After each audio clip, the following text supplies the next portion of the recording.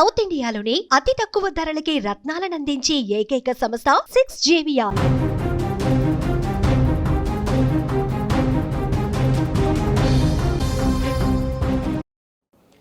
ఏపీలో తీవ్ర సంచలనం సృష్టించిన విజయవాడ కృష్ణలంక లాకప్ డెత్ కేసులో మరో భావోద్వేగ పరిణామం చోటు చేసుకుంది.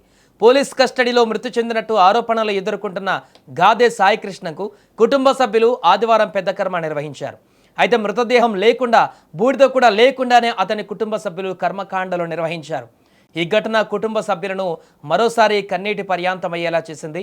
విజయవాడలోని కృష్ణలంక పోలీస్ స్టేషన్ పరిధిలో జరిగిన గాదే సాయికృష్ణ మరణం రాష్ట్ర వ్యాప్తంగా తీవ్ర చర్చనీయాంశంగా మారిన విషయం తెలిసిందే. మొదట ఈ ఘటనపై అనేక అనుమానాలు వ్యక్తమయ్యాయి. అనంతరం జరిగిన విచారణలో సాయికృష్ణ పోలీసు కస్టడీలోనే మరణించినట్లుగా తేలడంతో ఈ కేసు మరింత సంచలనంగా మారింది. ఈ కేసులో అప్పటి కృష్ణలంక సర్కిల్ ఇన్స్పెక్టర్ వివి నాగరాజును పోలీసులు అరెస్టు చేశారు. ఈ అరెస్టుతో కేసు దర్యాప్తు కీలక మలుపు తిరిగినప్పటికీ బాధిత కుటుంబ సభ్యులు మాత్రం తమకింకా పూర్తి న్యాయం జరగలేదని చెబుతున్నారు.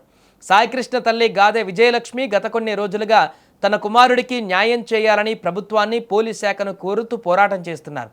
పోలీస్ స్టేషన్లో తన కుమారుడిని తీవ్రంగా కొట్టి చంపారని ఆమె ఆరోపిస్తున్నారు. ఈ కేసులో బాధ్యులైన ప్రతి ఒక్కరిపైన కఠిన చర్యలు తీసుకోవాలని ఆమె డిమాండ్ కూడా చేస్తున్నారు. ఇదిలా ఉంటే ఆదివారం సాయికృష్ణకు కుటుంబ సభ్యులు పెద్ద కర్మ నిర్వహించారు.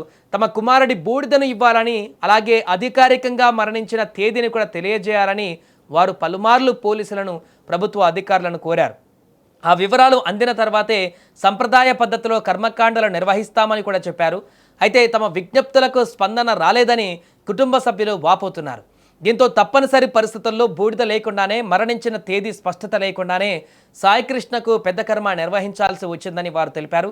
ఇంటి వద్ద ఏర్పాటు చేసిన కార్యక్రమంలో సాయికృష్ణ ఫోటోకు పూలమాల వేసి కుటుంబ సభ్యులు నివాళులర్పించారు.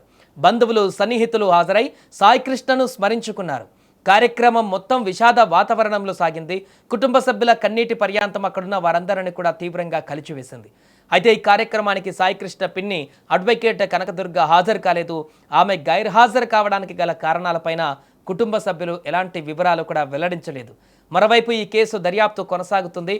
లాకప్ డెత్ ఘటనపైన ఇప్పటికే పలు కోణాలలో విచారణ జరుగుతోంది. బాధ్యులపై చట్టపరమైన చర్యలు తీసుకోవాలని ప్రజా సంఘాలు, హక్కుల సంఘాలు కూడా డిమాండ్ చేస్తున్నాయి. ఇక పోలీసు కస్టడీలో వ్యక్తి మరణించడం అత్యంత తీవ్రమైన అంశమని, ఇలాంటి ఘటనలు పునరావృతం కాకుండా వ్యవస్థలో సంస్కరణలు అవసరమని న్యాయ నిపుణులు కూడా అభిప్రాయపడుతున్నారు. ప్రస్తుతం సాయికృష్ణ కుటుంబ సభ్యులు ఒకటే మాట చెబుతున్నారు. తమ కుమారుడికి పూర్తి న్యాయం జరిగే వరకు తమ పోరాటము ఆగదంటూ కూడా స్పష్టం చేస్తున్నారు.